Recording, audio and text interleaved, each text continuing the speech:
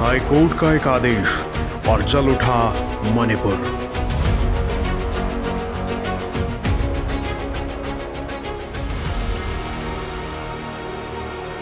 उन्नीस जुलाई 2023 social media पर एक वीडियो वायरल हुआ जिसने पूरे देश को हिलाकर रख दिया। हो सकता है आप में से बहुत ने देखी भी हो। मणिपुर में सैकड़ों आदमियों के झुंड ने दो महिलाओं के साथ जो किया वो मैं ना आपको दिखा सकता हूं ना बता सकता हूं। वायरल हुई इस वीडियो में दिखा शख्स हालांकि पकड़ा जा चुका है, लेकिन इस घटना का आक्रोश सोशल मीडिया पर जमकर देखने को मिला। ट्विटर पर जनता सरकार से जवाब मांगने लगी, या यूं कह लीजिए सरकार को नींद से जगाने लगी। विपक्ष ने भी सरकार पर हमला करने का कोई मौका नहीं छोड़ा। जो वायलेंस 3 मई में शुरू हुआ था वो अब तक जुलाई के महीने में भी खत्म नहीं हुआ। मणिपुर में सिविल वॉर जैसी सिचुएशन बनी हुई है, लेकिन ये सब हो क्यों रहा है? आखिर मणिपुर क्यों जल रहा है? क्यों लोग एक दूसरे की जान के दुश्मन बने हुए हैं? क्यों लोग नफरत की आग में एक औरत का सम्मान करना तक भूल गए हैं? ये सब जानने के लिए आपको समझना होगा मणिपुर का इतिहास। मई के महीने से लेकर आज तक हर दिन मणिपुर से नए वायलेंस की न्यूज आ रही है। 4 जून को इम्फाल में एक एम्बुलेंस को जला दिया गया जिसमें मां और उसके 7 साल का बेटा दोनों मारे गए। 2 जून को कुकी और मितई दोनों ग्रुप्स के घरों में आग लगा दी गई। कुकी और मितई दोनों ग्रुप्स का मणिपुर से क्या लेना देना है, क्या कनेक्शन है, ये मैं आपको आगे वीडियो में बताऊंगा। लेकिन इंसिडेंट इतने हैं कि एक एक करके बताने लग जाऊं तो दिन कम पड़ जाएगा, इसलिए इसे शॉर्ट में समझाने की मैं कोशिश करूंगा। मैं देश और दुनिया के इंपॉर्टेंट मुद्दों पर आसान भाषा में आपके लिए वीडियो बनाने की आजकल कोशिश कर रहा हूं। अगर आपको इससे कुछ भी नया जानने को मिलता है तो प्लीज़ चैनल को सब्सक्राइब या फॉलो करना बिल्कुल ना भूलें। ये आपके लिए शायद फ्री है, लेकिन इससे मेरी बहुत मदद हो जाएगी। चलिए लौटते हैं टॉपिक पर। अब यहाँ से ये समझना जरूरी है कि कोई भी वायलेंस अचानक से नहीं होता, यूं ही नहीं हो जाता है। वायलेंस के रीज़न समझने के लिए हिस्ट्री और ज्योग्राफी दोनों समझनी बहुत इंपॉर्टेंट है। आज मणिपुर का पॉपुलेशन एक मिक्स्ड पॉपुलेशन है, जहां 3 मेजर कम्युनिटी के बारे में समझना इंपॉर्टेंट है। मितई कम्युनिटी, नागा कम्युनिटी और कुकी कम्युनिटी। इन 3 कम्युनिटी के बीच आज क्लैश हो रहा है, लेकिन इंटरेस्टिंग बात यह है कि इनकी कहानी की शुरुआत दोस्ती से हुई थी। कैसे?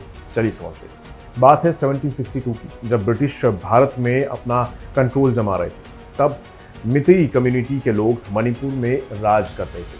उन्हें दोनों साइड से खतरा हुआ करता था। नागा ट्राइब के लोग बॉर्डरिंग एरिया में उन पर अटैक करते थे, और म्यांमार यानी तब के बर्मा से भी उनके राज पर हमला हुआ करता था। इनसे प्रोटेक्शन के लिए मणिपुर के राजा जय सिंह ने ब्रिटिशर्स के साथ डील कर ली, उनसे प्रोटेक्शन में हेल्प मांगी। अब आप जरा सोचिए, ब्रिटिशर्स इतने शरीफ तो थे नहीं कि मिती लोगों के लिए जंग में कूद जाते। इसलिए ब्रिटिशर्स ने एक नई ट्राइब को यहाँ इंट्रोड्यूस कर दिया और उन्हें म्यांमार और मणिपुर के बॉर्डर में बसा दिया। ये थी कुकी ट्राइब। अब सोचिए कितनी स्ट्रेंज बात है ना।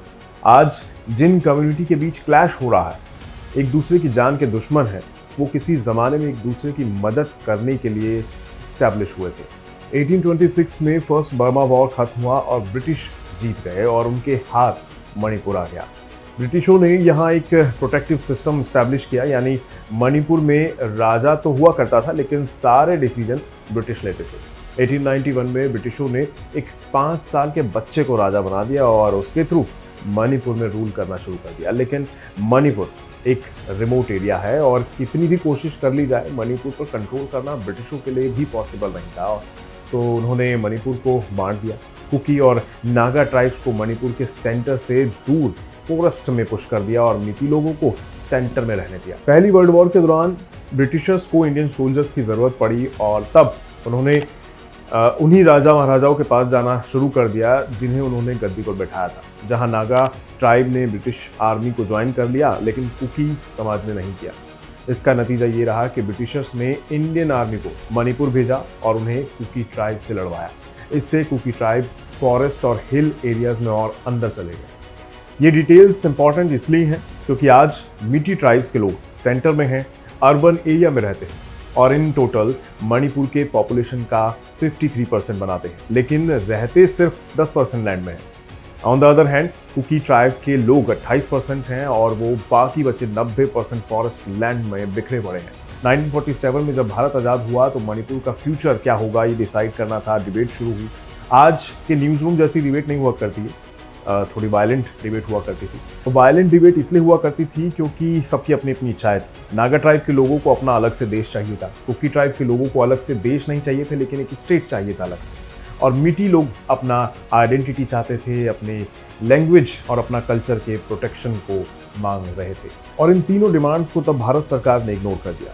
मणिपुर एक यूनियन टेरिटरी बना और किसी को भी जो चाहिए था वो नहीं मिल सका। कंट्रोल दिल्ली सरकार के हाथ में चला गया, जो मणिपुर से 2500 किलोमीटर दूर थी। मणिपुर स्टेट 1972 में बना। पॉलिसीज बनते समय नॉर्थ ईस्ट के बाकी स्टेट्स की तरह मणिपुर का इतिहास और मणिपुर के लोगों का फ्यूचर दोनों ही इग्नोर हो गए। अब तक हमने मणिपुर के इतिहास के बारे में जाना, ये समझा कि इन तीन कम्युनिटी की शुरुआत कैसे हुई, कुकी कम्युनिटी फॉरेस्ट में क्यों और कैसे चली गई, और हिस्टोरिकली कैसे इन तीन कम्युनिटी के अलग अलग डिमांड्स रहे। अब आगे बढ़ते हैं। हमारे देश में रिलीजन के बारे में बात करना बहुत कॉम्प्लिकेटेड सब्जेक्ट है, लेकिन मणिपुर का इशू समझाने के लिए रिलीजन एंगल समझाना काफ़ी इंपॉर्टेंट हो जाता है। मीती कम्युनिटी के लोग ज़्यादातर वैष्णव हिंदू हैं और नागा और कुकी ट्राइब के लोग क्रिश्चियंस हैं। पार्टीशन के दौरान कुछ मुस्लिम पॉपुलेशन भी मणिपुर का हिस्सा बने। डेमोक्रेसी का रिलीजन यानी वहाँ रह रहे लोगों के रिलीजन पर बात करना इसलिए भी इंपॉर्टेंट है क्योंकि लैंड रिफॉर्म एक्ट के अंडर मीती पॉपुलेशन के लोगों को फॉरेस्ट में जाकर लैंड खरीदने की परमिशन नहीं है। दूसरी तरफ वहाँ रहने वाले नागा और कुकी ट्राइब्स के लोगों को वैली एरिया यानी कि उस 10% एरिया में आकर लैंड खरीदना पॉसिबल है। गवर्नमेंट जॉब्स हो या फिर एजुकेशन, इसमें मीती के लोगों को रिजर्वेशन नहीं मिलता, वहीं कुकी और नागा ट्राइब्स के लोगों को मिल जाता है। इसका सीधा कनेक्शन ट्राइब्स के शेड्यूल ट्राइब में इंक्लूड होने की वजह से है। मीटी लोग कहते हैं कि सिर्फ हम हिंदू हैं और हमारे एंसेस्टर्स यहाँ रूल किया करते थे, इस वजह से हम पर ये इनजस्टिस क्यों है। इन रिस्ट्रिक्शन की वजह हमारा कल्चर, हमारी भाषा, सब कुछ धीरे धीरे नष्ट हो रहा है। फॉरेस्ट एरिया से ड्रग और इलीगल इमिग्रेशन का प्रॉब्लम सिटीज में बढ़ता जा रहा है और मामला केवल ड्रग्स तक सीमित नहीं है, वेपन भी आम लोगों के हाथों में आ गए हैं। लेकिन कैसे? पिछले 2 महीनों में 4000 वेपन स्टेट के आर्मी से चुराए गए। अमित शाह जी अपील करने पहुंचे थे, अपील के बाद वेपन्स रिटर्न किए गए, लेकिन इंटरेस्टिंग बात यह है कि आज तक सिर्फ 3% वेपन्स वापस आए। चुराए गए वेपन्स में assault rifle, grenade, mortar balls जैसी चीजें शामिल हैं। ऐसे वेपन्स सेल्फ डिफेंस के लिए नहीं लिए गए हैं, ऑफेंस के लिए चुराए जाते हैं, अटैक करने के लिए चुराए जाते हैं।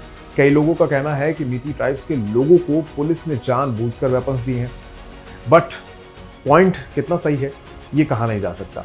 मीती ट्राइब के लोग कहते हैं कि असम राइफल कुकी ड्रग के लोगों को सपोर्ट करता है। यहाँ इंपॉर्टेंट बात यह है कि ट्राइब्स का अथॉरिटीज पर से विश्वास उठ रहा है और ये बात सही नहीं है। वैसे रिपोर्ट्स बताती है कि कई केसेस में असम राइफल्स भी ड्रग ट्रेड में इन्वॉल्व होता है। अब अगर जो लोग मणिपुर को प्रोटेक्ट करने के लिए वहाँ पर हैं, अगर वही लोग अंदर से मणिपुर को डिस्ट्रॉय करेंगे तो प्रॉब्लम बढ़ सकता है, बड़ा प्रॉब्लम है।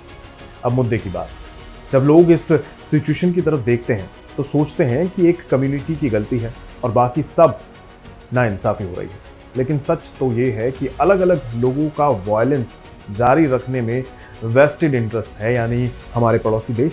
दरअसल कुकी ड्रग लॉर्ड यानी इस धंधे के मालिक जो इस धंधे को चला रहे हैं, वो कुकी मिलिटेंट्स को पीछे से सपोर्ट करते हैं और एक अलग स्टेट की डिमांड करवाते हैं।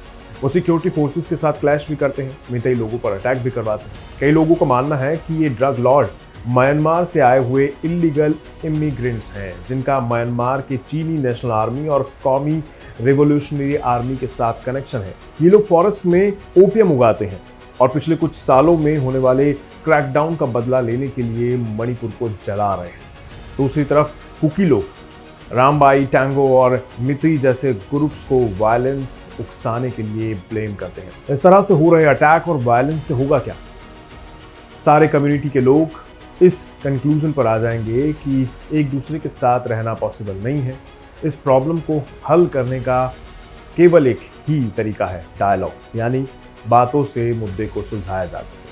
अब तक लगभग 60,000 लोग अपना घर गंवा चुके हैं, 100 लोगों से ज़्यादा की जान जा चुकी है। हॉस्टल्स, स्कूल्स, रिफ्यूजी कैंप में बदल दिए गए हैं। ये विजुअल्स अफगानिस्तान या यूक्रेन के नहीं हैं, ये हमारे देश भारत के हैं और ये देखकर आपको और मुझे बुरा लगना चाहिए। एक डायलॉग है, पुराना है, आप लोगों ने सुना होगा, अनेकता में एकता।